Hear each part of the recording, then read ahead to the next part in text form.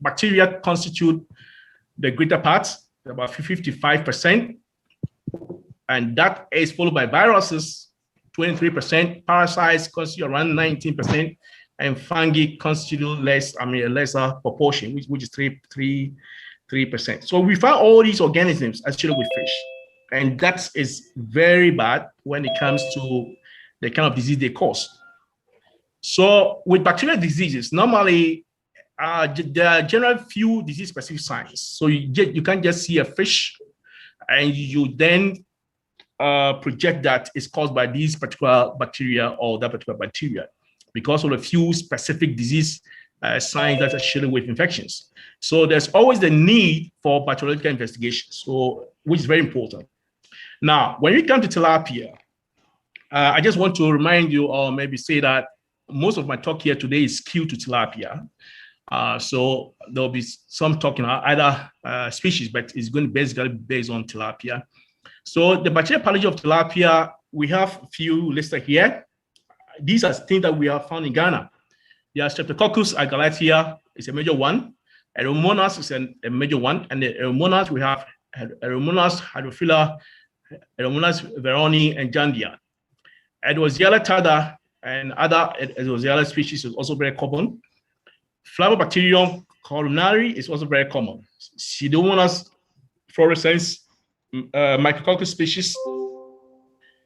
We have Staphylococcus sometimes coming, Vibrio, we sometimes see Mycobacterium, Yersinia recurrently in some few cases. So as you can see from my screen, the one that I've put asterisks are the major ones. And that's what I'm going to emphasize on in this presentation.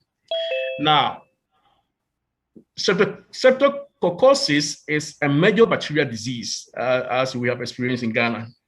And the causative agents are many, but I've just listed two of these because these are the ones we have found from our survey that predominates in this country. We have Streptococcus agalactiae as the major one, then followed by Streptococcus aemia. Now, the clinical signs with these infections is what you can see here. The fish will show erratic swimming. We have here they show the puppy eyes, the exothalmia, as you can see from the fish here on my right. The skin sometimes can be darkened. You have darkening of skin, the loss of appetite, the gallbladder becoming enlarged, and generally you have pale liver with some dark areas in the ascites. Ascites is very important. That the swelling of the belly is something that is very prominent with these infections. Now, when we try to culture these bacteria, when we try to isolate these bacteria from diseased fish, this is what we normally see. They normally come with pimple colonies on typical media in the lab. For example, if you grow them in nutrient agar, as you can see from the slide here, or you grow them on black agar, they come as pinpoint small colonies. Okay, and that's very typical of Agalactiae infection. Now, when you do a gram staining on it, so I mean, we normally have to identify the pathogen. So we do gram staining as the first step in the diagnostic analysis, and they come as gram-positive cocci normal in chains. Now, histopathology of these disease tissues is what I've displayed here. They normally come with focal lesions. And normally, you can see this in the brain, okay? So you look in the brain, you make section, okay? You cut to make sections and you stain. Under the microscope, you see some focal lesions in the brain showing the presence of gram-positive cocci, which is an indication of Streptococcus agalactiae infection or presence. Now, if you take the heart, this is also a heart where we have sectioned. And as you can see, the one marked star, the star marked area here, is showing some kind of epicarditis, actually with the presence of numerous gram-positive cocci of Agalactiae. And this is a figure that was taken from Jeffrey et al. 2017, which was a study that was published from Ghana. Now, with molecular diagnostics, I mean, it's very easy to do molecular diagnostics because we have specific PCLs to identify these organisms. And when they did a whole genome sequencing analysis on 4 isolates that was obtained from Ghana, from some farms in Ghana, they saw that they were closely related. Okay, and one funny thing is, one important information is that these isolates were closely related to the ones from China, And so as you can see here, there was a close relationship with the Ghanaian isolates with the China isolates. And it tells us, I mean, just a speculation, probably due to movement of fish, we got these isolates in Ghana. But it's now endemic and it's causing serious problem in the country. Normally, you can have about 40 to 70% losses in just one grow out cycle, which means that it's very serious. Now, another important disease that I want to mention is coronavirus, which is caused by Flavobacterium coronari. The typical clinical sign with this infection is what we see here. We have the fin rots, erosion of the caudal fin, as you can see from this figure here, and sometimes you have a lot of skin lesions. The muzzle necrosis is also very prominent. Okay, so normally when we go and sample, we look for these typical signs to actually get the right bacteria out of it. Now, these bacteria, Flavobacterium coronari, is a gram-negative, long rod-shaped bacterium. As you can see from the micrograph here, it's like a trail-like, what do you call it, shape bacterium, as you can see here. And on the plate, you see them as yellowish pigmented colonies, okay? And we have special media to grow them, okay? They don't, when you grow these bacteria on a general media, for example, tryptophan yeast extract medium ties, you have other bacteria coming on, and it's always recommended you have a very modified medium, the shy medium with tropomycin, if you want to isolate these bacteria. It's very easy to get, but if you don't use the right media, it will be difficult to get it because all kind of things can grow on it. So you can make the place selective and you get it. And when you see it on microscope, you can easily visualize and see that this is really Flavobacterium coronari. It's very prominent in the cages here because it's normally associated with transport. I mean, when farmers are transporting their fish and the fish get injured in the process of transportation, they can easily get these bacteria colonizing and causing infection. So it's something that we have to be careful when we want to transport. So it's very common in most cage farms than in pond farms. Now, Edozera caused by Edozera is another important pathogen disease that we have seen in the country. And Edozera is caused mainly by two pathogens or three pathogens, Edozera terra, Edozera ectalori, and Edozera angularum. There might be other species that have been identified lately. But I want to just concentrate on the Edozera terra, which is the predominant pathogen that we have isolated from the Ghanaian aquaculture. The clinical sign, as you say, is very generic. It's not very specific to Edozera, but it's something that is very common with other infections, like the popping of the eyes, erratic swimming, the spiral swimming, as we see in Streptococcus infections. And there's always this hemorrhages of the skin and internal organs, and skin ulceration is also very common. Abdominal distension, that the enlargement of the abdomen is also very important and a sign to watch out for these infections. There's white spots in multiple internal organs, as I have illustrated in this figure. Okay. Now, for tilapia, the predominant species of Edozera is Edozera tarda. Okay, that is very common with tilapia.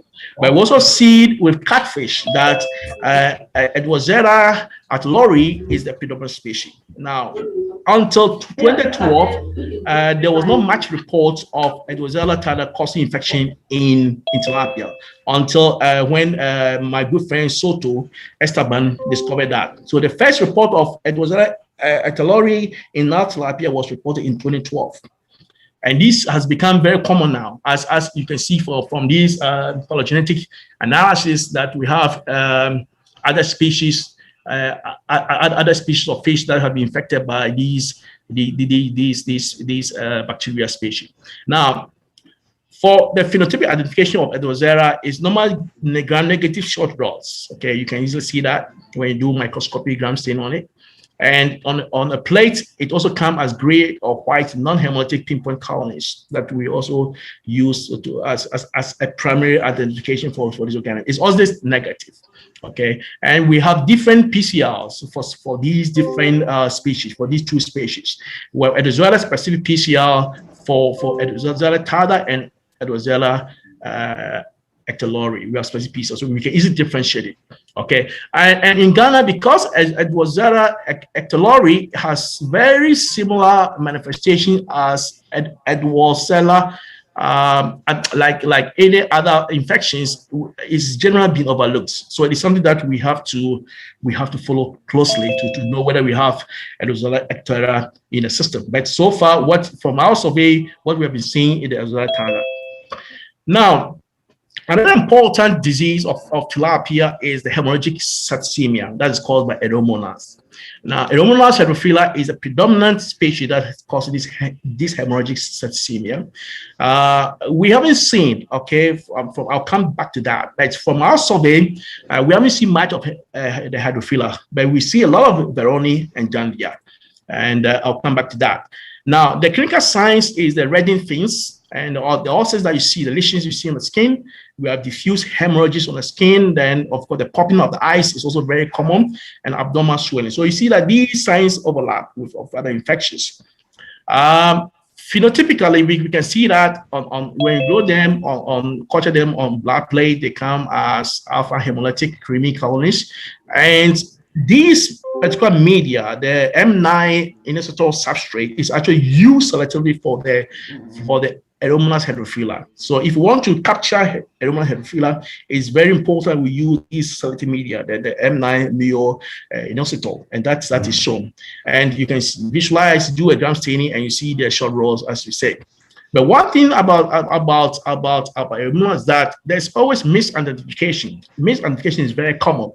For instance, in our lab, we have screened Aeromonas species, okay, on this myo-inositol substrate, which we think is very specific to hydrophila. But when we sequence, they were not hydrophila. So that means, it's something, it can really deceive you. So misidentification is something very common with Aeromonas group, and you have to go in more detailed molecular screening to actually identify the particular species that is affecting your fish. So normally we can use either sequencing of 16X ribosomal RNA genes or the GRSB, and do an MLST for a proper identification of the species that's infecting your fish.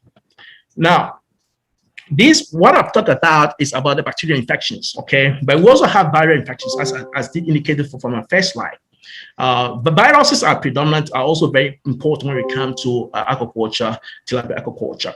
And one important viral infection that has actually occupied the news is the infectious spleen and kidney virus, the ISKV disease. Okay, this ISKV virus or disease is something that's affecting because it comes with a high mortality rate. And this was discovered actually in 2018 when there was serious mortality on the lake. Okay, this actually with the cage farmers that this was detected for the first time in Ghana. The clinical signs is the ascites, the abdominal distension, the exothermia, as you can see from here. This is a juvenile fish with the eyes popping up. Skin ulcers is also common with these infections, loss of scales, widening buccal cavity. This is something that we captured more and more recently. The mouth become widened, darkening of skin, loss of appetite, abnormal swimming behavior, erratic swimming behavior. This is something that's very common when it comes to clinical science with ISKV. And as I said, it was something that was first identified in 2018 with massive mortality, more than 50%. Actually, about 70 to 90% of our fish were dying on the lake, which was a very serious problem. And now, through screening and sampling, the causative agent was identified as ISKV. So the mortality was happening on the lake. We didn't know what was happening. Okay, until we did this screening and we took sample and we found that the high mortality is actually with ISKV. And ISKV is a megalocytic virus of the family Edozera. Okay, so that has been characterized and it has become endemic. Okay, this is the first time we discovered. Maybe it was there, or maybe it's through transport, or maybe movement of fear. We don't know. But now it's endemic on the lake. So across the lake, this virus is there. It has become endemic and come to stay. It's causing a huge economic loss to farmers. Now, as you can see from this diagram or this graph, when the mortality was at peak from November, just within 1 month, November 12 to 14 December, within 1 month, this is what we saw. There was a lot of massive mortality. Each crate, typically in a day, you can have about 10 tons of fish being lost. Within a few days, you have 100 tons of fish. And these actually have kept most of our farmers out of business. Okay, and so it's very important that we find solution to this problem. And the first detection of these, the paper was written on that, and Gustavo, who is part of this panel, I think he's going to talk more about that. But we published a paper in transboundary emerging disease on these virus. Now, if you look at the conventional diagnosis for ISKB. Hello, Sam. Yes. You should be rounding up your time. Okay. Yeah. So ISKB, as I said, is a very, and they have one important thing that I want to mention is that when you run a phylogenetic analysis on the isolate that was collected across the lake, we see Ghana one is here. The red sign, as you see here, is the Ghana one, but it's closely related to other ones, okay? And this has implications for vaccine development. So if you bring a vaccine which is not very specific to the isolate or the strain in Ghana, then of course the efficacy of that vaccine can be compromised. Now, other potential viruses of Tilapia is what I've listed here. We have the Tilapia labi encephalitis. We have the Tilapia lake virus, which is very important globally. But as of now, I want to emphasize that it has not been detected in Ghana yet. Okay, so we still have to go on with surveillance to make sure that we don't have it, or we just have to screen more samples. Now, for parasitic infections, I've only listed a few here, the mesobolus species, and other ones that causing epithelocystis at very low grade, okay? And this is something that was discovered when they were screening for the ISKB. Another important thing that I want to mention is the rusty brown spot disease. I think there's going to be a lecture, talk on these brown spot disease. Okay, this was something that was discovered 3-4 years ago, and now it's become very prominent. Okay, and this is a photograph that was actually taken by a group, the AU group, the Safe Fish group.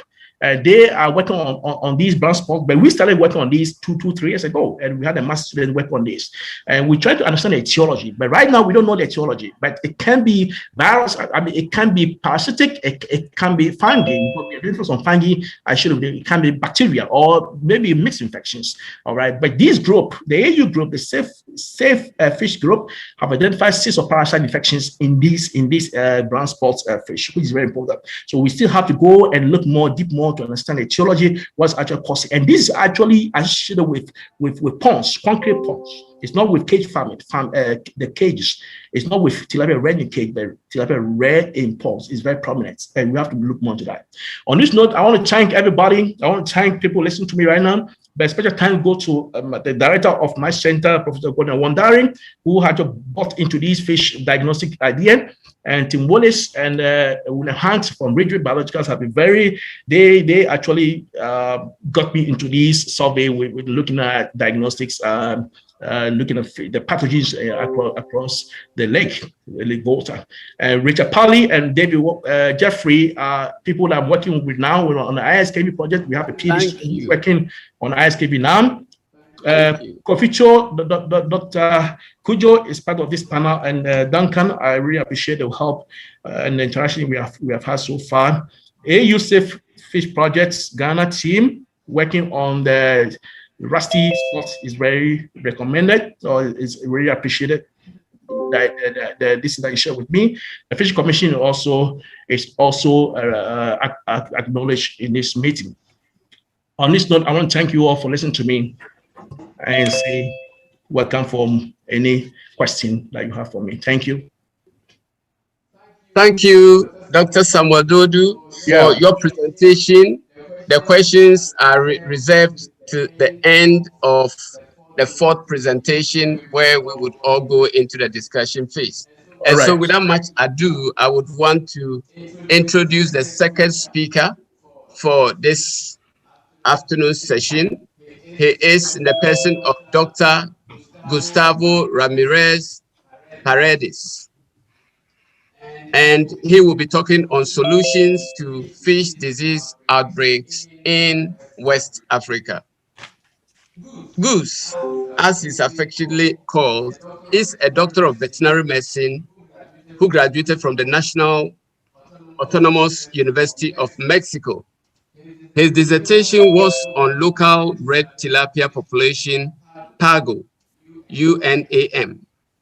He obtained a PhD in aquatic veterinary studies from the Institute of Aquaculture, University of Stirling, in Stirling, Scotland, UK, working on fish tilapia franciscellosis. He was a postdoctoral researcher at the Institute of Aquaculture, University of Stirling, working in collaboration as a research visitor with the OIE Center for Emerging Aquatic Animal Diseases in England, CEPHAS.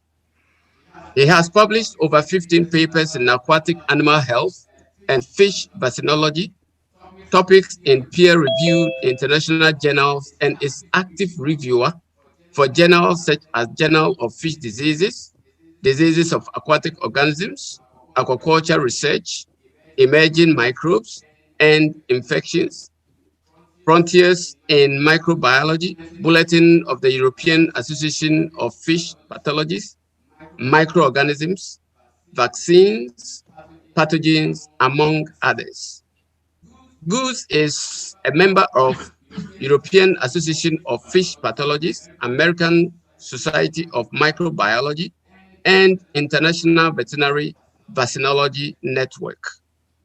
Worked for commercial cage culture company in Mexico, and currently he is the aquaculture business manager for Ridgeway Biologicals Limited, which is now part of the corporate Cefa Santé Animal, where he oversees the production of vaccines for salmon, trout, cleaner fish, wrasse and lampfish, sea bass, and tilapia. Gus, you have 50 minutes for your presentation. Thank you very much for the introduction. I just want to check if everybody can hear me very well, if you can see my screen in full presentation. Yes, I can hear you. You can hear me, and can you see the presentation in full screen? Yes, please. Okay, thank you. Well, I want to start saying thank you very much for the invitation. Thank you to the organizers, to the Chamber of Aquaculture Ghana, to the University of Ghana, and the World Aquaculture Society African chapter for the opportunity to talk to you about my experience, on our experience in Ghana, dealing with infectious diseases. So I'm going to talk to you about vaccination as a strategy to control tilapia infectious diseases, specifically, as I said, of our work in Lake Volta, Ghana. And I want to say that I was very lucky to be after Sam, which has given a really good presentation and will allow me to jump into some of my slides. So to start, I just want to mention some very important concepts which I think we should all remember before talking about specific infectious diseases. And these are mainly the concept of health in aquaculture. And I would like to emphasize that the health is basically the absence of disease. And this is obtained after an equilibrium between three different entities, which are the fish or the organisms we are culturing, the pathogens, and the environment.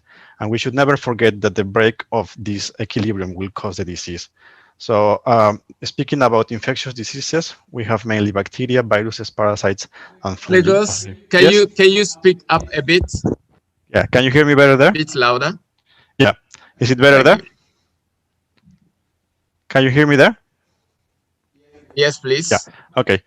So I just want you to remember that we should work around keeping this equilibrium to procure the well-being and the health status of the organisms we're culturing. And we should not forget that not fulfilling the good practices when farming could lead us to outbreaks of disease. So I'm just showing you here some pictures of these microorganisms, some viruses on the top. Yep.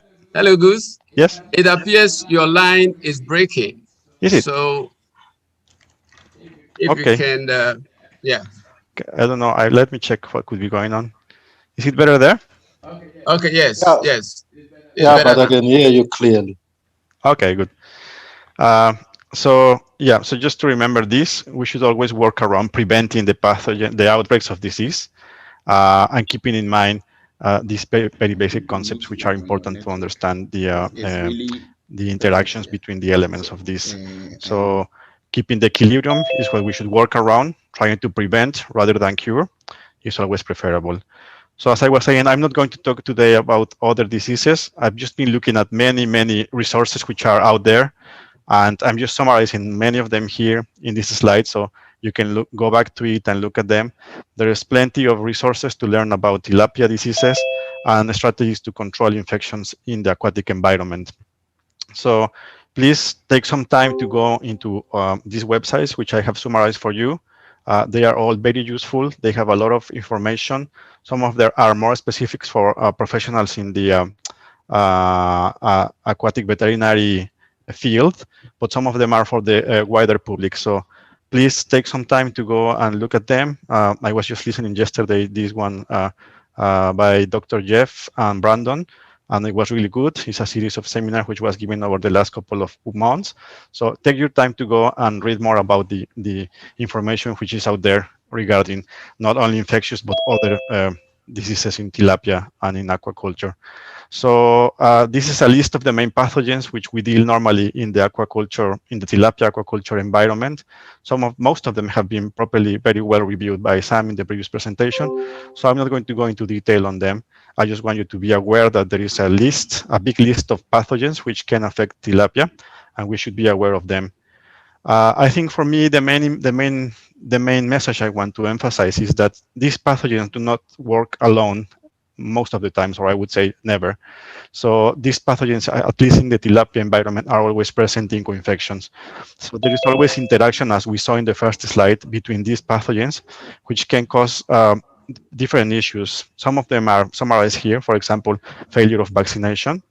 They also can increase the resistance to other diseases if we're working with fish which is supposed to be resistant.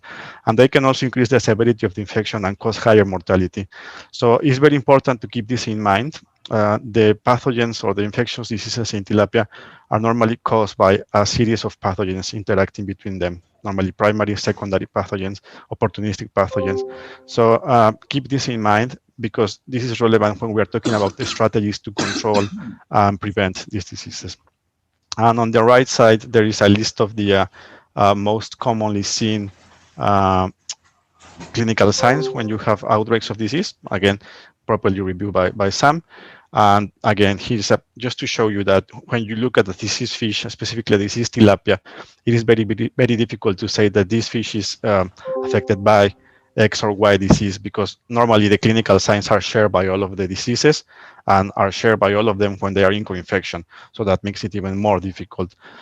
Just to point that maybe perhaps Flavobacterium columnare is the only one which you can more or less point out when you look at a diseased fish, because they will present these lesions on the skin, on the sides, and the erosion of the scales, and the loss of color on the flanks. So I think this is one of probably the few diseases that you can spot just by looking at the clinical signs. Just want to start talking about now what do we need to have at the farm to prevent diseases, and I'm going to review this very quickly. Obviously, we want to have an environment or facilities like this where we can have diverse cameras around, checking every fish, measuring the fish constantly. But the reality is, in tilapia, we have to rely most of the times in our workers, in our divers. So you can see here they are the main point of contact with the disease. So they should be well prepared to spot when something is going on. So they should be able to identify a normal fish from a diseased fish. And if we can have that on our farm, that's a very first step to start gaining the battle against the infectious diseases. What else can we have? I would recommend to have health teams, dedicated health teams at the farms, which should be trained on techniques such as necropsy. And again, here I'm giving you another resource for you to access later on, which is a manual for necropsies. We should have a health team prepared to not only spot the disease on the cages, but also in a proper clean environment to be able to take the samples. Why do we need to take samples? Because we should be able at our farms to have a first response to the infections. And what is the first response? The diagnosis. So if we have a properly trained team to do on-site diagnosis, which can be, for example, the cytology, which means the analysis of tissue imprints. Sorry, that's just my my alarm telling me I'm halfway. If we have these resources on site, we will be able to give a first step. So have teams, health teams, vets ideally, or biologists, or specialized in the diagnosis on site, which can have access to these resources. What else can we do to have it on sites? The team should have the proper equipment work. So have always your chemicals to fix your samples. In this case, this is formalin, which is normally used to fix samples for histopathology. And also have your teams prepared to do bacteriology. So keep in your farm stock of place, a stock of equipment to do it in a clean and proper environment. So what happens when you take your samples? Again, I'm here giving you here a range of a list of pathologies which are world known. You can also always Google them, and you will have some of them have companies. So this is with the intentions for you to have access to pathologies. So you have taken your samples from something which doesn't look good. So you have processed them properly, and then you have sent them to the right people so they can have a look at to your samples. So please, again, after the presentation, go back to the video, take some time to look at the names, look at the workshops they have there, and whenever you are in need, feel free to touch base with them, speak to them, tell them I have a problem, I want to understand what's going on, and send your samples out for them to be analyzed, or even to some in the university as well, locally. So speak so that you can be heard and your problems can be starting to be looked at. Then finally, what can we have on site to start doing diagnosis is the molecular diagnosis. Have a stock of RNA later, have a stock of ethanol 70%, so that you can store your samples. If you have the capacities to do on-site diagnosis, do it. In this case, I'm showing you a qPCR machine, which is a portable qPCR machine, which I always advise farmers to have on site. It's really good to do diagnosis very quickly in a few minutes at the molecular level, and even quantify the presence of viruses or pathogens in the farms. If you don't have the means to do that, at least have the means to take your samples. And as I said before, just get the contacts where you can send them. And again, this is just showing you the way this works. I want to set up two examples of what's happening in Norway. In Norway, we have this company called Manolin. And this company is in charge of collecting data, disease data from the farms, analyzing them, and sharing it. So I want to make emphasis here. The farmers should not compete on diseases. Farmers should be very much open to share what's going on with their neighbors, so they can predict what can happen in the future to them. So my advice is set up similar schemes to this, where you can speak to your neighbor, you can know what's going on around, so that you can have a quick response to the possible outbreaks. And now, talking about vaccination as a strategy, it is very well known, this graph on the right, that the introduction of vaccination into the Norwegian aquaculture industry actually push production massively, as you can see on the graph. And it also helped a lot to reduce the use of antibiotics, which is really important nowadays when we are in a fight against the resistance of against antibiotics, antimicrobials. But again, it's very important to keep in mind that vaccines by themselves are not the solution, that you always need to come together with good farming practices, otherwise they won't work.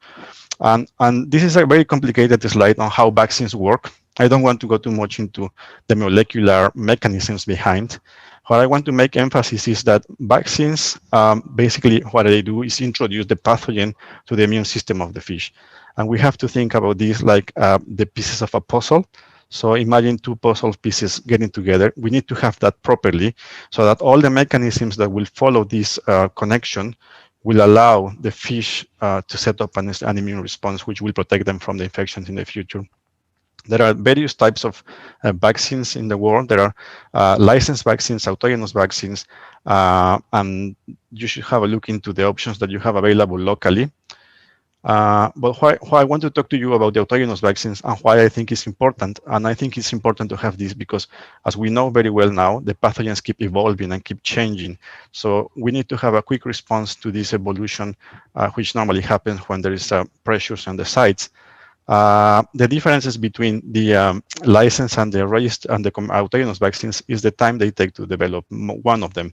I am listing you for you there the main differences between the two of them. But I think it's very important to make emphasis that autogenous vaccines have the plasticity to adapt quite quickly. So you can have autogenous vaccines produced within 3 to 4 months, while licensed vaccines can take up to 10 years to get all the permissions to operate. And we can talk about this in the discussions later on. But I think the main point here is that we should have them handy to be able to have a faster response. And again, this is something which is very well used in Norway, for example, or here in the UK. And it is very important when we are producing this type of vaccines that proper molecular identification of the pathogens is done. Whereas possible, try to do whole genome sequencing, or if not, make sure that you are using a proper typing system, because as Sam just mentioned, there could be various species of Edozera, of Phyromonas, of variants of Streptococcus agalactiae. So proper molecular identification should be in place before producing an autogenous vaccine. And now I want to quickly touch base on the case in Ghana. Again, as Sam has just mentioned, there's been a history of outbreaks of disease. I just have 3 more slides to show. And this is just to talk to you about what we have been doing in the country. So we started working in 2016, mainly tackling bacterial diseases. Each of these is a farm. So you can see from farm 1 to farm 9, which we worked through the different years, taking constantly samples to isolate bacterial pathogens and to characterize them to produce a vaccine. So you can see up until 2018, we have taken enough samples to understand what was actually going on. This is a slide which Sam has just shown, but we were able to decipher differences in the genomics of the Streptococcus affecting the fish in Ghana. So based on this information, we were able to produce a multivalent vaccine, which was administered with really good rate of success. So you can see here, again, that's me telling me I have just 3 minutes to finish. You can see here the situation in the farm before the use of vaccination. This is mortality in pieces per week since stocking the fish in the lake. And then you can see in this slide the changes when you start introducing multivalent vaccines. So on top, you can see a graph showing the mortality on the control cages with no vaccination. And below, you can see the graph with the cages showing a huge decrease in the mortality using multivalent vaccines. So the message I want to deliver here is the vaccines should be prepared against not just the main pathogens, but also secondary pathogens, because they can change, as we mentioned in the first slide. And obviously, this will lead to having happy customers. And I think, finally, I want to briefly touch base on what happened after 2018, when we were very happy about the success of multivalent vaccines or bacterins, obviously against bacteria, when the outbreak happened of ISKMB. So this is a very well-known story. We know that by the end of 2018, this outbreak occurred.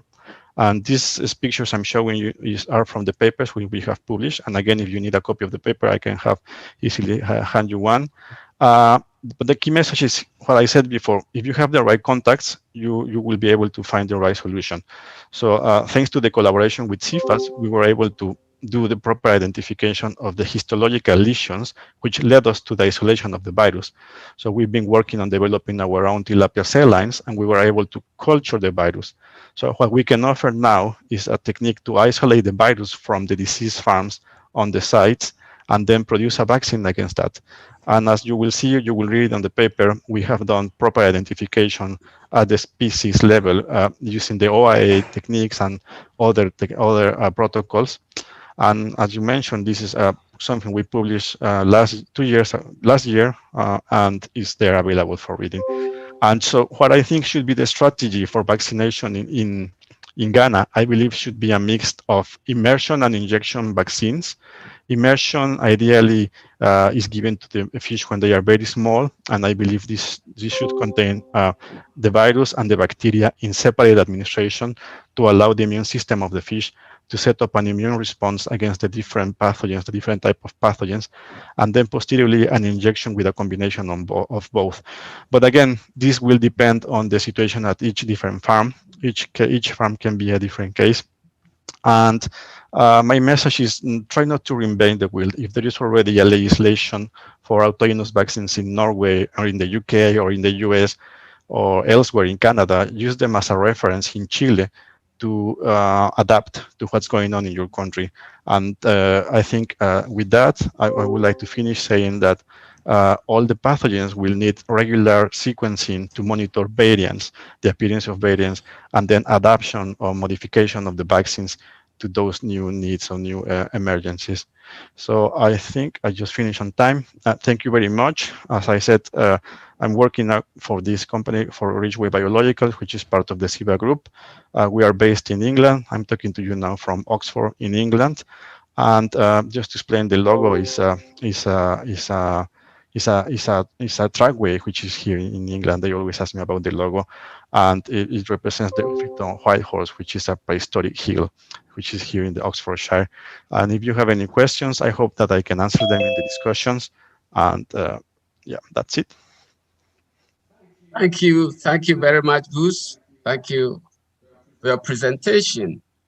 Thank you. We are moving on to the third speaker, who will share the Norwegian lessons with us on the topic reducing fish disease risks in West Africa, lessons from Norway. It's in the person of Dr. Edgar Brun, who is the director of the Department of Aquatic Animal Health and Welfare at the Norwegian Veterinary Institute. He has training in veterinary medicine and a PhD from the Norwegian School of Veterinary Medicine, and has been working with diseases in aquatic animals, primarily salmon, for the last 30 years. In the beginning,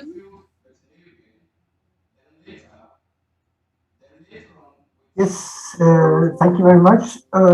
Thank you for inviting me to this conference. I'm very happy to be here and be able to talk to you and, of course, learn a lot about Western Africa aquaculture.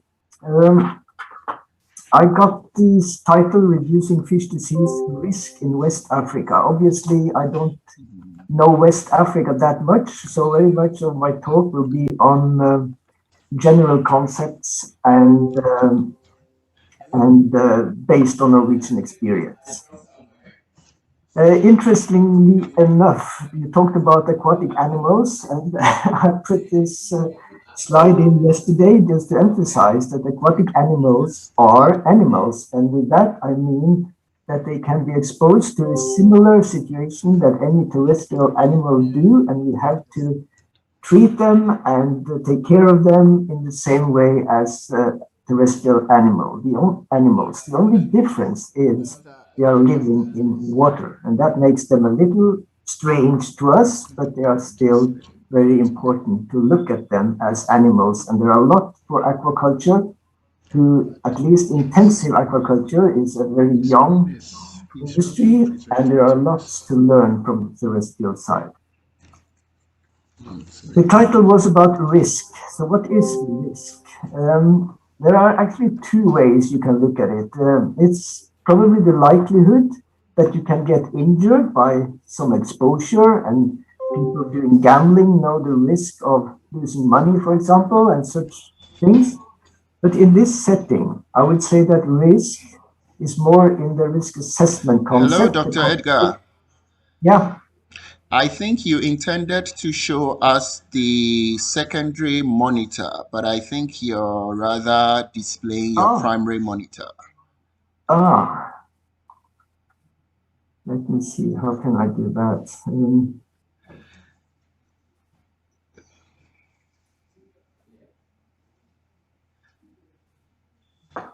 So I can stop sharing again and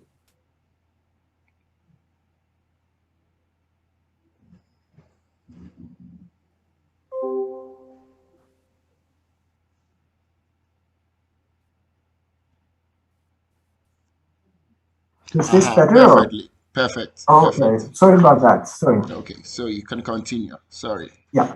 Okay, so at least these are one way of looking at risk, but the other way is obviously to look at risk as a combination of probability for something to happen and its consequences.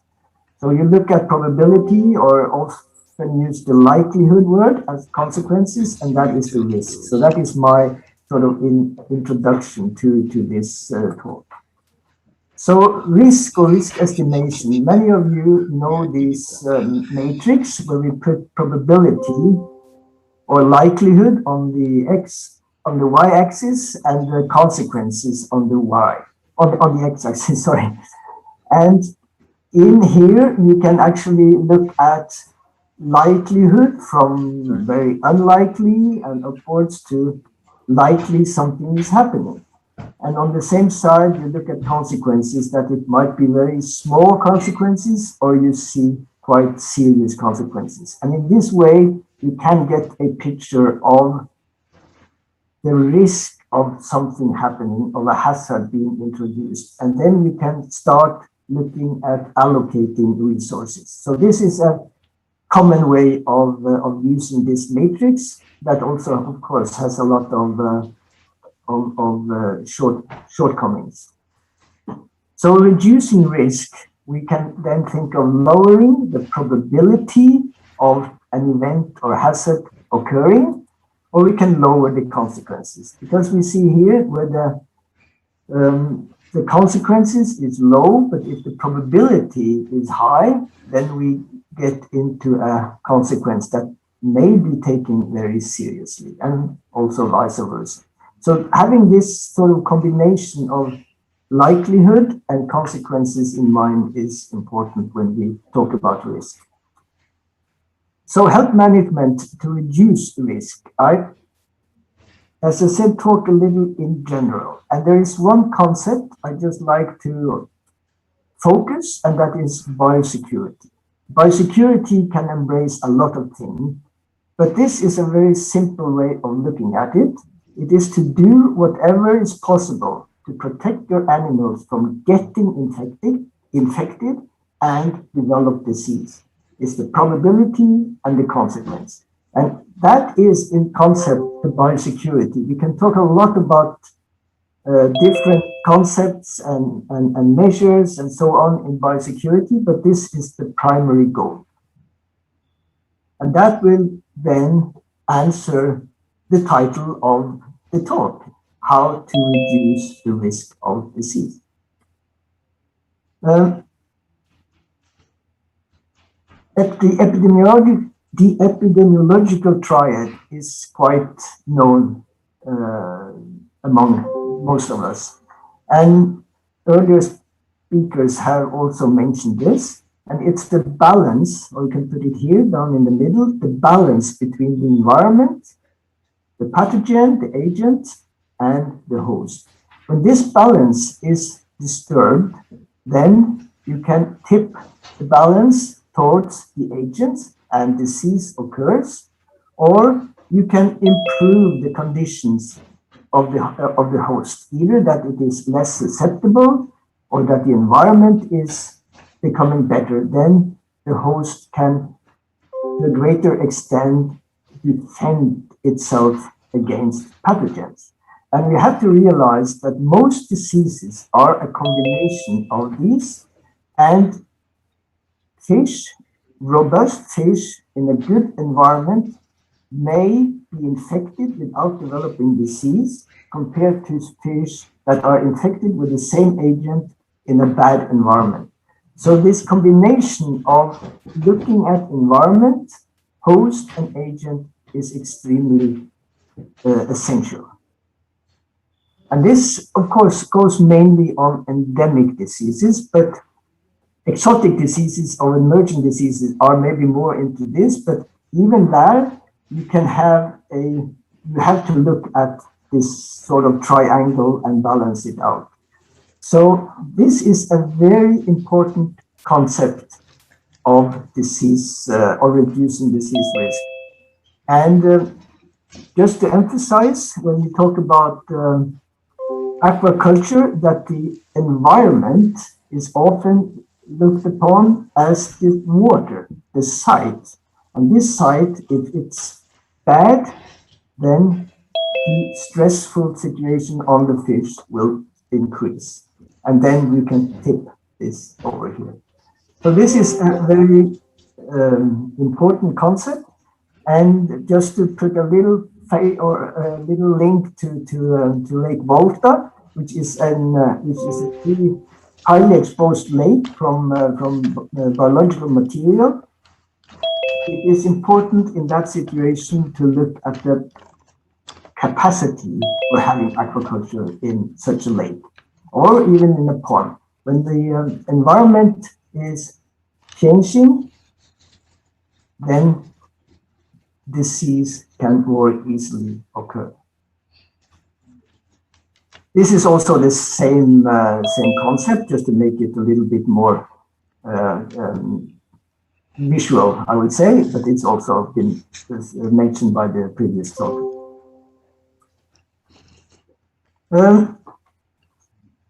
Pathogens are, of course, or you can say bacteria and viruses, they are in the environment. They are not necessarily created by aquaculture. They are made probably more virulent, but they are there. But also you have pathogens in various places and or in various populations, and they have to be introduced. And this is a way to sort of structure the risk of or the potential pathways for introduction. The most important part is by live animals. And here we come into trade, we come into the movement of animals. So this is probably the most important introductory way to have new pathogens being introduced into a population. Also water, exposure via water. We know that there are a lot of pathogens that are horizontally transmitted. So if you have an infection or an introduction in one area, you can easily get it to the neighboring farm. And this is also something that is important to remember. We can see it in open sea on the coast, along the Norwegian coast, for example. We can see it in Lake Volta, but we can also see it in rivers where farms are sort of plotted along the river, and the uppermost farm take water into the farm, release it to the river, and the next one do the same, and then you can have a transmission of disease all along the river. So these are very important ways of introducing and spreading infections. Obviously, there are other things like geographical factors. There are miscellaneous and also mechanical ways of doing people and so on. But these are the most important factors to be aware of. And as was said by the Streptococcus that in Volta that might have come from China, which could have been introduced via transport trade of fish from another continent. And this is a way to look at diseases in a more sort of bigger concept. You can say that you have endemic diseases, and they are outbreak of these diseases that are present are related to a lot of various factors. Management, water chemistry, as has been mentioned, quality, environment. You can have climate change, stress, and so on. So these factors will be important in relation to disease outbreak of diseases that more or less are endemic in the area. And then you have these exotic diseases that are more connected to trade, that new pathogens emerge, they change because of the production situation, practices, changes, feed, and wild population. So you have basically two sets of, let's say, disease concepts, but they're both ending up in disease situation, and you can call it emerging diseases, not necessarily from this side, but from this side you will see it. And then you have a situation where you need to be, let's say, able to detect the disease. Gustavo mentioned a lot about the necessity of having competent people and equipment. And this is very important in order to reduce the time from you have a suspicion to you have a response. This will guide a lot of the consequences of that disease. So to have this system in place is extremely important, to have a fast response rate when you see something is wrong. And obviously it's all in this circle, that you have surveillance capacity, you have diagnostics, you have institutional coordination. We need to know who knows about these diseases and can help us. We need to have research institutions available, not necessarily when you have an acute situation, but you have research, so you have all the time knowledge generated related to this disease situation. And obviously, biosecurity, as I mentioned, is this overall protection, and you need to have some control options. You need to know what to do. That could be on farm level, regional level, that could be on company organized or national organized control options. So that's why and also from the Norwegian side, this has been the most successful factor, I think, that we managed to have a public-private partnership that worked together in order to control disease situations. And I try to illustrate it here, this cooperation between stakeholders, that you have, let's say on the top, you have the Norwegian Food Safety Authority and the Ministry of Fisheries. You have Norwegian Veterinary Institute, that is the overall laboratory. But underneath here, you have a lot of private companies, enterprises that are out in the field doing the basic work and communicate all the way up here. And then you, of course, have the fish farmers. You have observation diagnostics data interaction here, and on this side you have all the legislations, guidelines, plans, inspections, and so on. So all this contribute to a proper surveillance, control, and a prevention system. But it doesn't work unless all of these institutions and levels communicate closely with each other and also trust each other, especially when it comes to exchange of data and diagnostics. So this is in a way how it works in Norway. You have, let's say, a farm, communicate with the private fish health services. They often have private labs in collaboration. We have the Veterinary Institute that also communicate here directly. There should be some arrows here as well that they fill out. And then you have the Food Safety Authority. So we're all in a very sort of chain of communication, support, and information when it comes to disease diagnostics. So sharing information, and I see that also from, if I go back to the country in West Africa, I know a little about Ghana and Lake Volta, that there has been a lot of diagnostics done on various farms, but I'm not sure that the information is equally transmitted among the farmers and also to the authorities, because that is one of the crucial things, that the authorities should be closely interacting in this system. There should be transparency and, of course, trust. And trust is related both to knowledge and that you actually feel that we are all working for the same goal, but we have different roles in this chain. Coming back to the Norwegian situation, we have the most devastating disease in Norway was infectious salmon anemia, which was detected in '84. And we see here the curve, it was exploding in 5-6 years and decreasing here. The virus was identified in '94. That means after we managed to curtail the endemic. And the reason was that we had a collaboration between all stakeholders that said, stop the ISA situation. So Stop ISA campaign.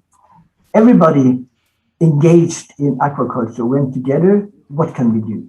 And most of the things that actually was the result of this was all the regulation that we basically still have, but made the foundation for how to compete or control infectious diseases. And this started already here, and of course was developed through the 80s and 90s. But interestingly enough, most of these were based on a general concept that this was an infectious disease, and we used a lot of knowledge from our terrestrial activity.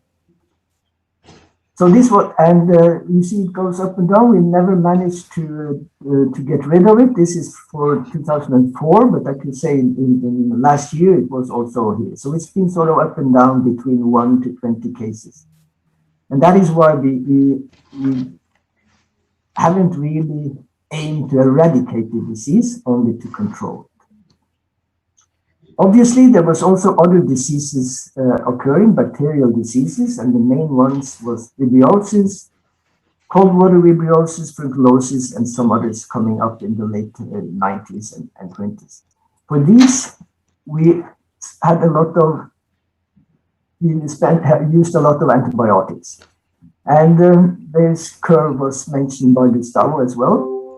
And at the same time, we had the ISA problems. We also had these bacterial problems and used a lot of antibiotics. So these biosecurity measures, together with usage of vaccines, managed to also reduce the antibiotic usage to almost nothing. And this curve goes all the way up to 2019-20. So the situation with having strict biosecurity-based regulation together with very efficient vaccines, we have been very lucky there in the Norwegian aquaculture, have given us a situation where we have, I would say, full control with bacterial diseases, and we have a very steep production rate of salmon. So the combination, and I would say, of course, that the vaccines are a very important part of the biosecurity, but using these correctly and be a little lucky that you have efficient vaccines have actually saved the industry from a very devastating situation in the late 80s, early 90s. Yes. So I just asked you, and you said you collect all. So what I want to say here is that to sum up a little bit on our biosecurity regulation, we have established that this was done during the Stop ISA campaign, that we needed to have a mandatory health control. All farms are obliged to have regular inspections by a private veterinary services. We keep generations apart so that young and older fish are not sort of contaminating each other. We have a certain distance between sites based on what we think, I would say, model as a potential spreading distance for pathogens. Sites needs to be approved, and they're monitoring the effect on the site have on the floor of the coast. So if we see that these sites are actually becoming or destroying, or they are being destroyed in a way that could affect the fish, they will be stopped, and fish and the sites are emptied, and the fish are moved to another site. We try not to move fish too much when it's come into the sea. Obviously, smolt are produced on shore, on land, so we need to transport them along the coast. But once they are in the sea water, they are not moved more than what you could call extremely necessary. When a site is emptied, it is fallowed, which means that there will be no fish there for 1 to 3 months, depending on the situation. So in this way, the sites will renovate itself and be juvenile for the next smolt transfer. We need to report all mortalities. These are reported every month. So we have a very good knowledge on what kind of mortalities the various sites are experiencing. And now we are also trying to establish a system where farmers also should report what the cause of mortality is, or the assumed cause of mortality. In this way, we can sort of see that or see what causes are the main have the main importance for mortalities. We can actually use that to allocate resources in relation to that. We obviously have a national disease list, not only for EU and OIE, but also a national disease list, where everybody, when diseases occur, this has to be reported into the Food Safety Authority. And again, all smolts put into sea, which is around 350 to 400 million a year, are vaccinated, and vaccinated with multi-vaccines, so they have various antigens towards the most common bacterial disease, but also some viral diseases. But that depends on where the fish are. But most fish are, or not most, but all fish are vaccinated against these bacterial diseases I mentioned. And these do not have any influence anymore on our production. Also, which is important for us, is the antimicrobial use and potential to develop resistance. This is also one of the things that was established very early, that we need to have a control with the bacterial diseases that are occurring. And luckily, as I said, vaccination was very efficient. So in this way, we can vaccinate and prevent bacterial diseases. But obviously, we also use antibacterials, and there is a very strong control on usage. It should be prudent in that it means that there are only authorized people who can prescribe antibacterials. When you prescribe for a disease, you need to have a clear diagnostics. You need to know that the antibacterial you are prescribing is actually efficient. Hello, Edgar. Yeah. Can you be rounding up now? I had just one slide again, yeah. And also that it needs to ensure compliance, that we are following up this situation. So it's been monitoring, so everybody comply to this situation, which is very, very important in order to keep this situation so beneficial. So rounding up, the measures leading to reduce risk of disease, which was the topic I should talk about, is adequate veterinary services, both on diagnostics, governance, and private sector, that's included in diagnostics. Regulated transfer animals, we should be we should regulate that very clearly, and only if necessary, and if you move animals around, they should have a health certificate. Everybody should adhere to a biosecurity protocol. Reduced level of stress, we're again into the environment. Stress also had to do with the water quality. Site regulation, carrying capacity, which I mentioned, water supply and discharge, how do you actually use the water? We have a clear instruction of disinfection of water when it intake, and also on the outlet, because that's when you have the potential to infect your neighbors. And sharing of data and information, transparency and trust is extremely important in order to understand how diseases are transmitting between farms and basically the situation. You cannot do a proper biosecurity work alone. And cooperation in collective action to respect best management practice. This collective action is essential in order to combat or control any disease. So that's the experience from Norway. And I think, as I said, most of these are general, but can be very applicable in any aquaculture system. Thank you. Thank you. Thank you very much, Edgar. I believe that the participants will agree with me that he has a wealth of experience and could go on and on and on, but for time. Yeah, no, that's okay. That's okay. Yeah, Sorry, I was so a bit thank you very forward much. there. Yeah. Thank you so much. We will take our last speaker and then enter into the discussion phase. So keep your, let your questions come in. You can chat in your questions. The next speaker is a product of University of Ghana and the Norwegian Veterinary School. He graduated with MSc Animal Science and PhD Microbiology, respectively.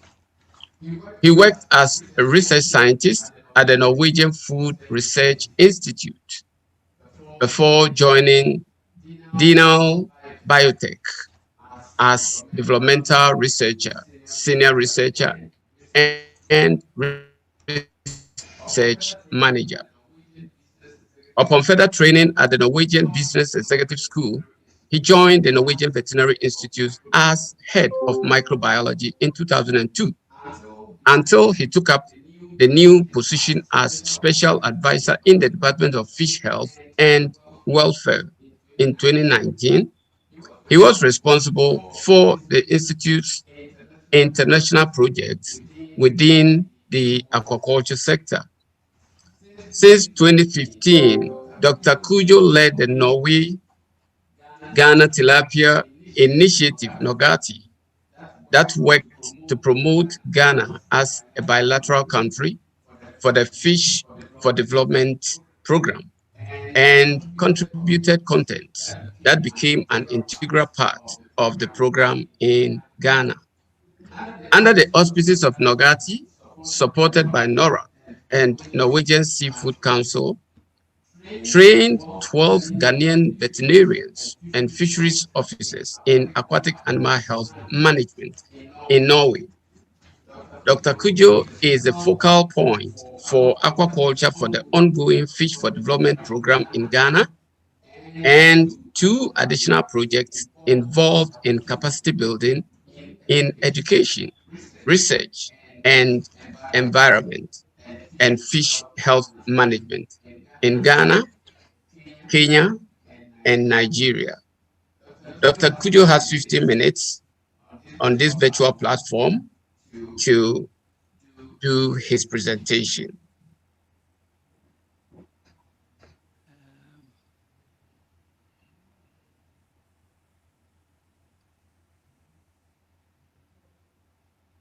Do you see my screen? Not yet. Oh, okay.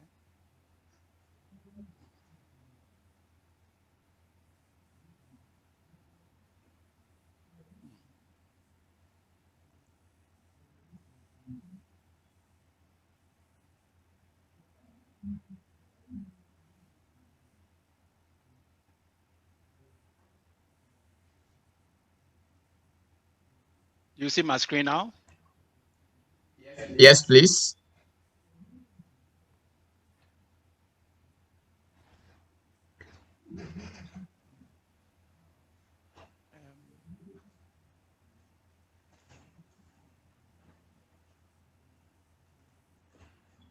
Do you see my primary screen or the secondary screen? I think we are looking at your primary screen. I think you intend to share your secondary screen, which is a presentation. Oh, sorry.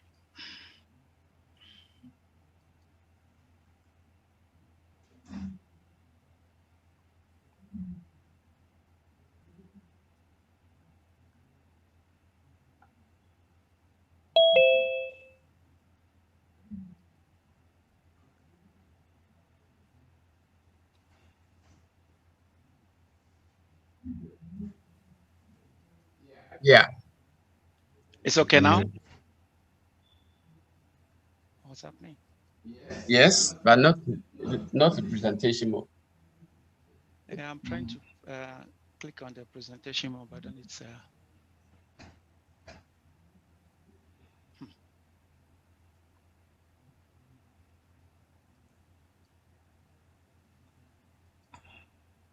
Sorry about that. I don't know what's happening here.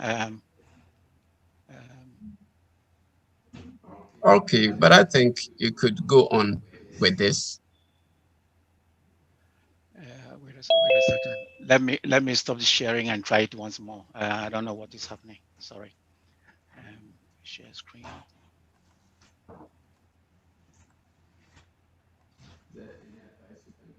Sure.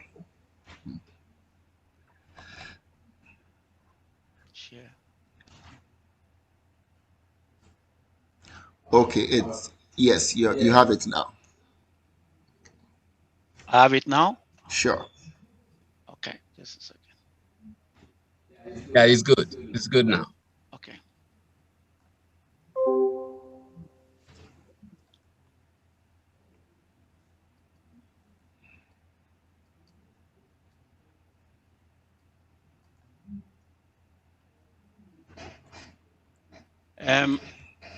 Mr. Moderator, colleagues, and all participants, greetings.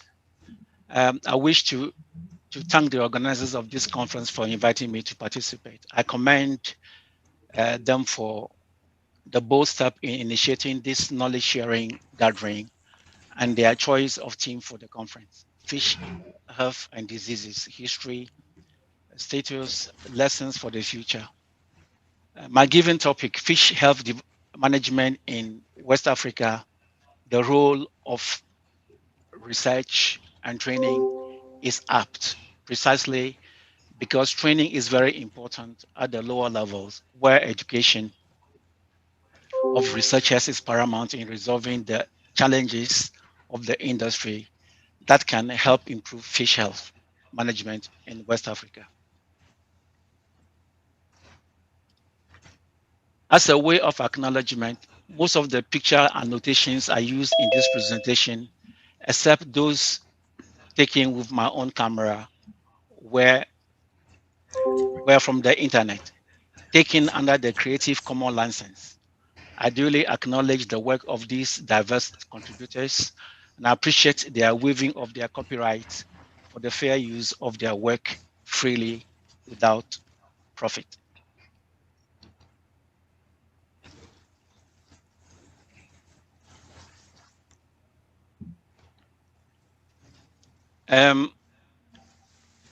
What is the state of fish health in Ghana? I use the word Ghana because I know very little about West Africa. So I'm talking about Ghana. As a way of introduction, the answer to this question is a disappointing, not good. This is not to say that nothing is being done, but it is very different from the expected optimal. Hitherto, there have been fragmented documentation from diverse outlets, knowing that the country Ghana has only 2 retired fish health veterinary experts. The need to build capacity in the fish health sector is pressing. This major gap, being recognized by the then Minister of Fisheries and Aquaculture Development, formed the basis for the Norwegian Veterinary Institute, with additional support from NORAD and the Norwegian Seafood Council, to train 12 Ghanaian veterinarians and fishery officers in 2016.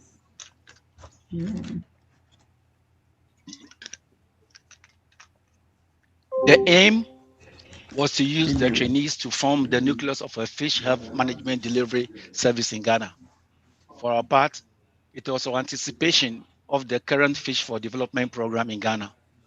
Unfortunately, bureaucracy, lip service, and feed dragging made us lose most of these young veterinarians to other sectors. There are too many gaps in the fish health delivery service in Ghana. The situation might be different in other West African countries. I honestly do not know. Hello, Dr. Kujo? Yep. It appears your slides are not changing. I don't know whether you are just giving us a preamble now or you've been changing, but it doesn't reflect. Oh. No, we are still seeing the introductory, your name page, the first slide. Something must basically be, something is not right then, because Okay. Dr. Kujo, I think press the escape and move out of the presentation mode. Okay. Still share your screen and let's see if we can give you a quick assistance. Okay, let's see what's happening here. There. Share. Share.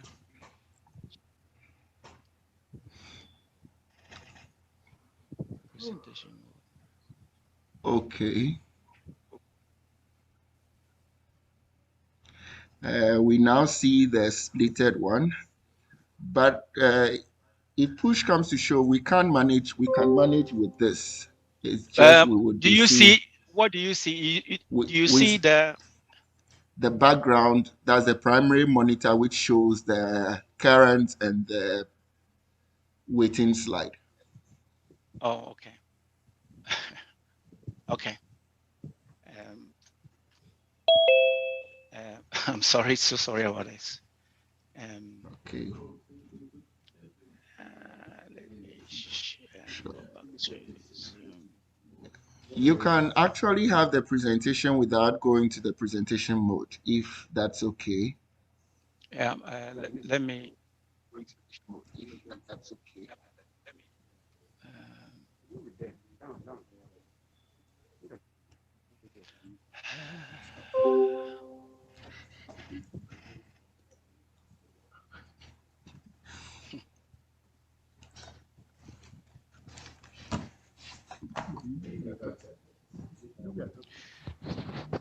Hello? Hello. I'm trying to figure out what is actually happening. Yes, I think you could do the presentation without changing to the presentation mode. Okay. We can still see.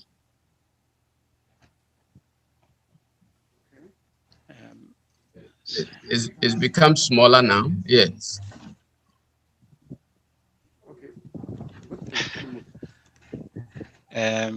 Yes, as Dr. Sam suggested, I think we can go on just like this as you skip the slides. Okay, but do you see acknowledgements? Yes, we see acknowledgements. Yes, we see your mouse movement and everything. So I think we can continue this way. Okay.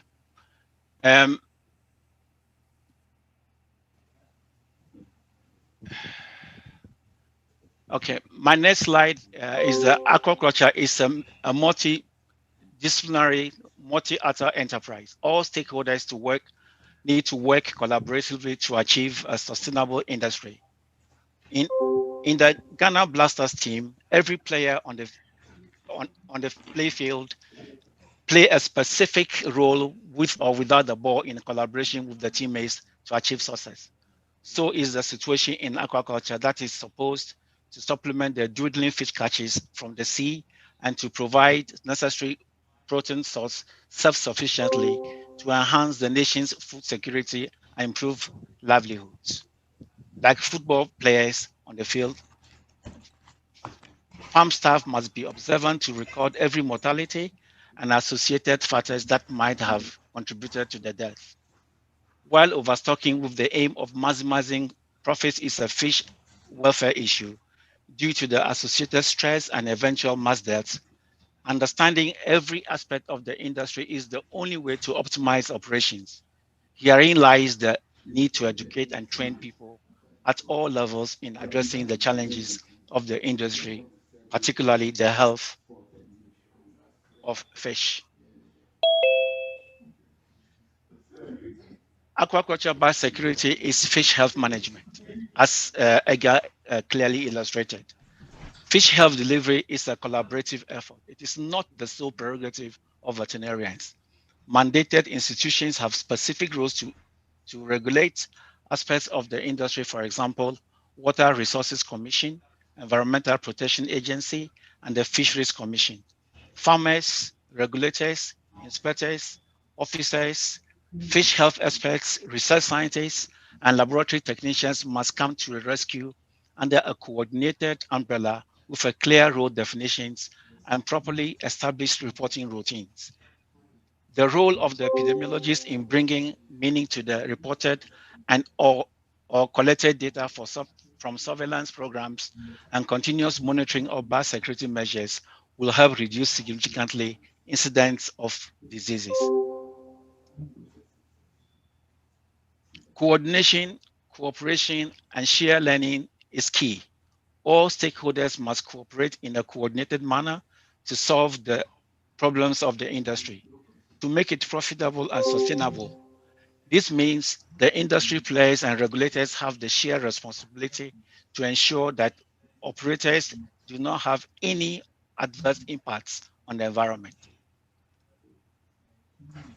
All must protect and maintain the natural biodiversity and recognize the strengths of every player under the watchful eye of the regulator, the conductor in the orchestra who must strive to bring the best in all the stakeholders. Regular meetings among all stakeholders to share ideas, perspectives, and new knowledge will bring common understanding to grow a healthy industry. Training and education are not the same. I stated in my opening statement that training is very important at the lower levels, while education of researchers is paramount in resolving the challenges of the industry. Tacit training of farm employees will make them acquire the necessary skills needed in their daily job performance.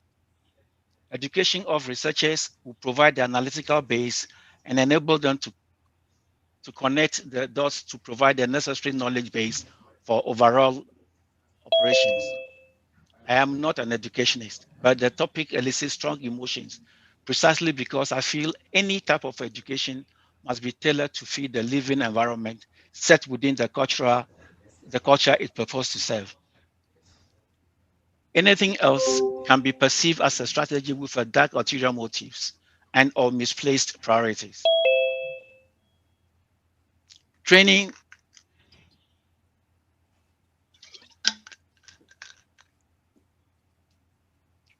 serves the purpose of doing things in a particular way to achieve desired result. Education, on the other hand, equips one with analytical ability, the understanding of complex processes, and ability to modify or change situations in a lifelong learning process for survival and adaptation in the environment.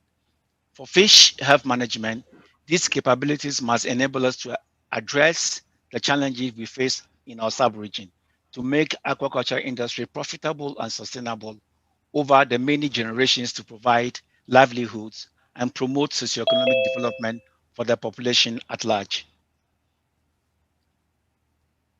I draw the analogy of the trained cat and the educated wolf. Where the well-trained cat is satisfied eating the crumbs thrown into the bowl, the crumbs will also attract mice. One will think that the cat will opt for the juicy mice, but no, it will lie lazily there crying meow. Same goes for the trained dog, but the wolf will do all in its power to get its next meal without relying on anybody. The wolf will survive in any terrain and environment.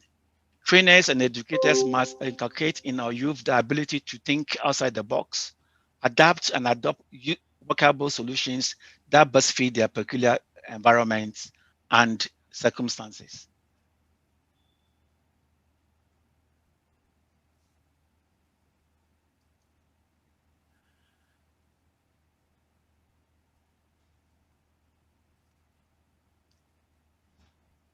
Coordination and cooperation and shared learning is key. All stakeholders, as said, must cooperate in a coordinated manner to solve the problems of the industry to make it fit, profitable, and sustainable. This means that industry players and regulators have the shared responsibility to ensure that the operators do not leave any adverse impacts on the environment. All must protect and maintain the natural biodiversity and recognize the strengths of every player under the watchful eye of the regulator, the conductor of the orchestra, who must strive to bring the best in all stakeholders. regular meetings among all stakeholders to share ideas, perspectives, and new knowledge will bring common understanding to grow the industry. Oh, sorry, I think I keep on repeating myself. Vocational training.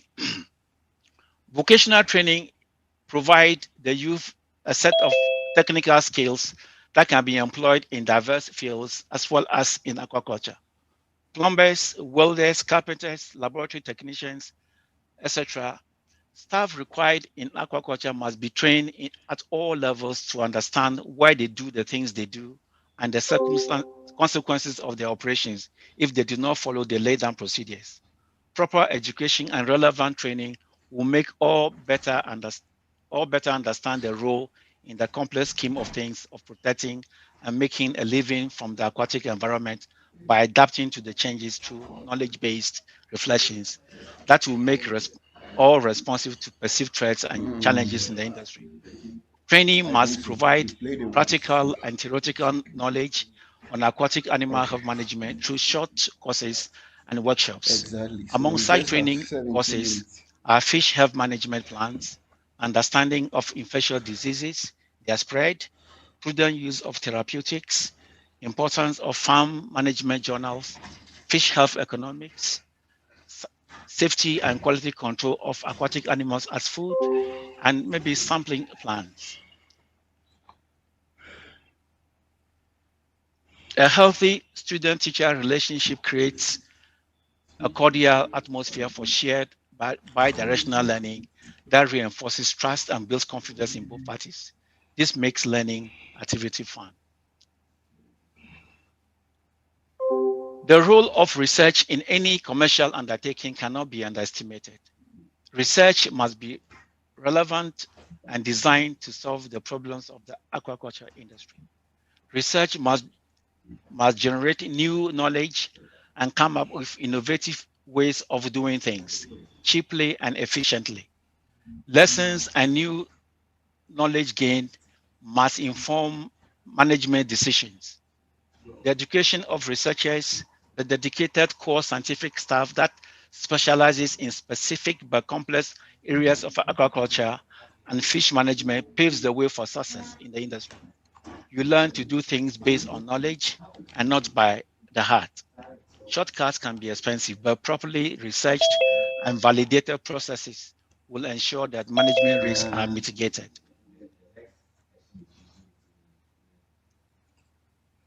Research must create the knowledge base to support fish health management and the development of a sustainable aquaculture production.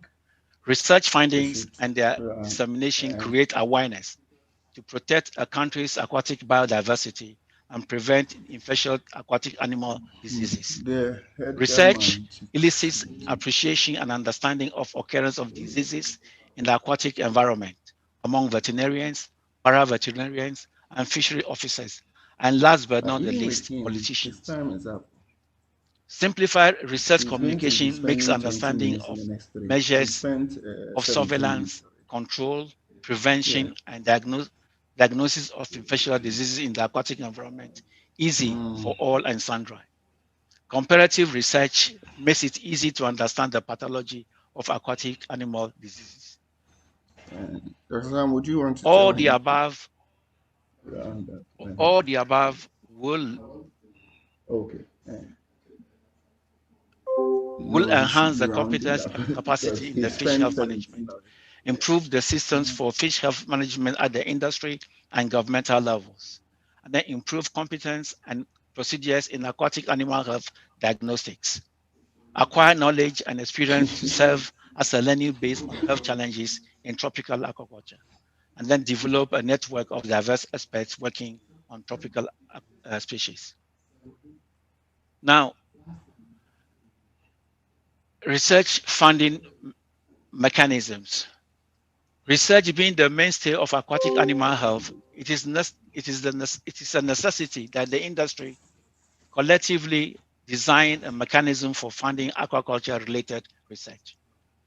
A research fund is one such mechanism. Government must provide seed money for such a research fund. part of licensing fees can be contributed to the fund. A mandated percentage of the operating and or earnings can also be contributed to the fund. The fund administrators, in dialogue with stakeholders, must then define research areas and announce for submission of grant proposals for funding.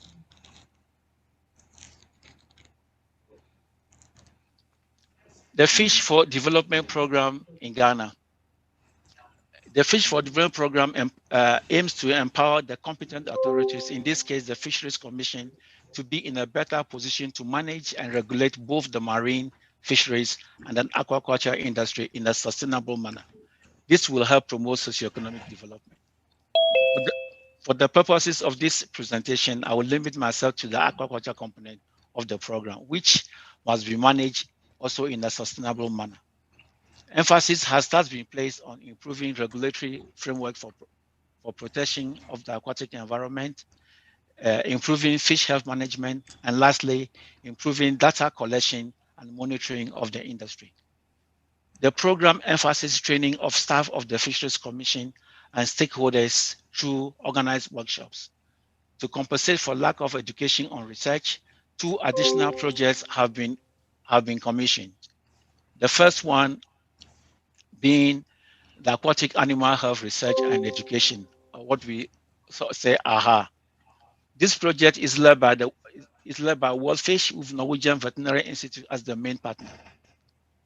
AHA project will provide full scholarships to 12 candidates for a postgraduate education in the fish health and aquaculture, 6 each in the University of Nairobi, Kenya, and the University of Ghana.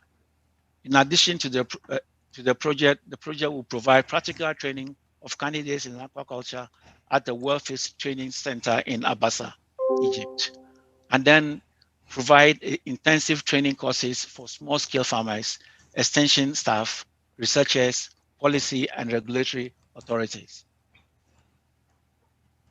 Hello, Dr. Kujo. Yep. We have run out of time. Can you just conclude? Yep. The last project, AHA project, is much more encompassing. That will educate 16 master students and 8 PhD candidates. All said and done in a coordinated fashion, we will be happy, not worrying. We will be laughing all the way to the bank with a satiated belly of healthy and safe fish food. Thank you. Thank you very much. And my thanks to all the presenters. Unfortunately, we have run out of time to the extent that the next session starts at 2. And we need to make room for ourselves some 5 minutes before 2.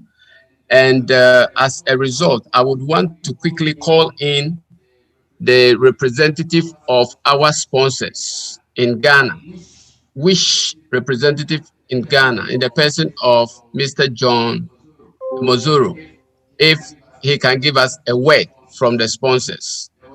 There were 2 questions, and I realized that the questions have already been answered. The first was who, fish health should be of concern to who? Is it the farmer, the development partner, the customer, the researcher, or the educationist? So I would want the representative of WISH to give us his remarks, then we close. Hello, good afternoon, everyone. If you can hear me, my name is John Domozoro. I'm WISH's representative in Ghana. Thank you very much. Would like to thank the Chamber of Aquaculture Ghana and its partner, the West Africa chapter, for allowing us to partner in this conference. So WISH has been working in West Africa region for a while. It has been in the livestock sector, largely in poultry, and then recently in aquaculture. The strategy of WISH has been to strengthen all players along its value chain, and by extension, fish farmers. And the rationale behind this is if the fish farmer is much more successful and he expands his business, then more soy is traded, and then it becomes win-win.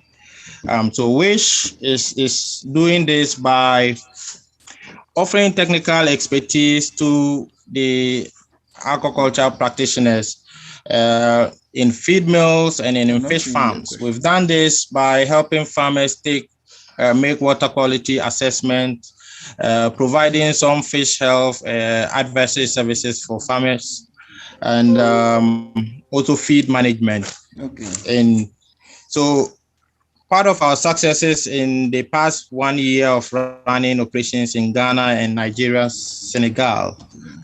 So in Ghana, for instance, we've had one of our clients develop a much more resilient operation in the industry. And he, in 2019, won the Volta Regional Best Farmer. And in 2020, he actually upgraded to being the National Best Fish Farmer. And we are so excited about our relationship with this farmer that has led to the growth of his business. During last year's pandemic, the height of it, the usual strategy for farms were to lay off workers and then fold their operations a bit.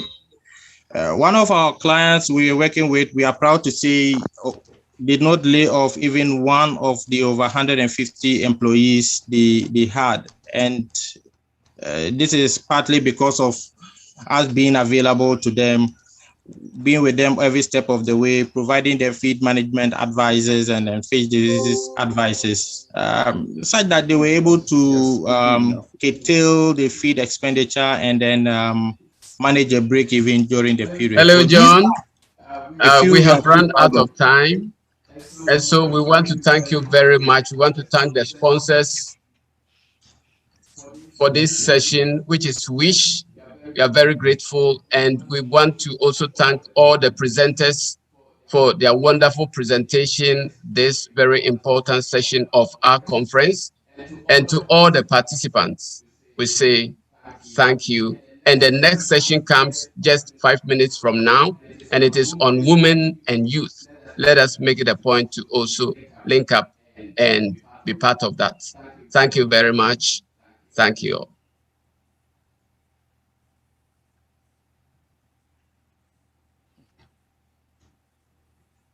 Thank you.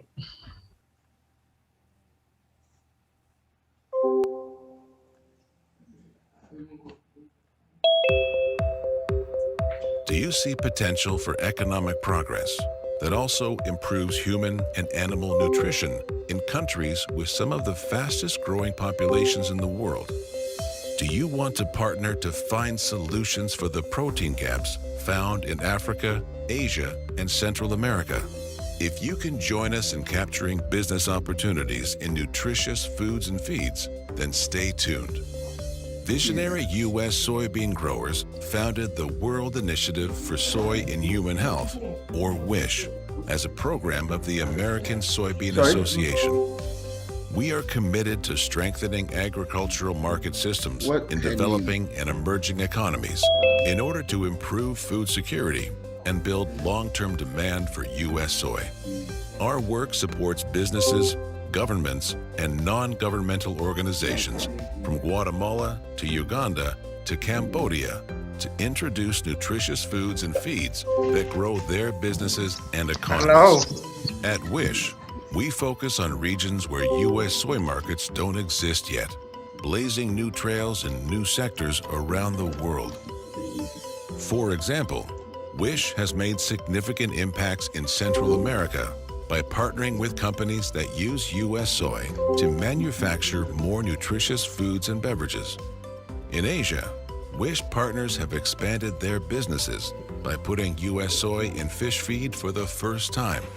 And in sub-Saharan Africa, local entrepreneurs have partnered with WISH to grow businesses that sell delicious and nutritious soy-based local foods, as well as feeds for poultry, fish, and more. So what can a partnership with WISH do for you?